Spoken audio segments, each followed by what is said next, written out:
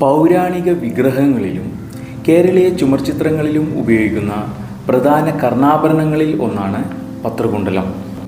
ഇലയുടെ ആകൃതിയിലോ അല്ലെങ്കിൽ ചുരുട്ടിവെച്ച ഇലയുടെ രൂപത്തിലോ ഉള്ള ആഭരണമാണിത്.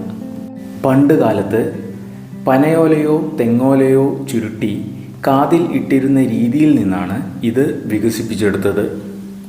പ്രകൃതിദത്തമായ ഇലകൾ കൊണ്ടും ഓലകൾ കൊണ്ടും മാത്രമല്ല, ഇലകളുടെ ആകൃതിയിലുള്ള കൊത്തുപണികളോടുകൂടി സ്വർണമോ മറ്റു ലോഹങ്ങളോ കൊണ്ടും പത്രകുണ്ടലങ്ങൾ നിർമ്മിക്കാറുണ്ട്.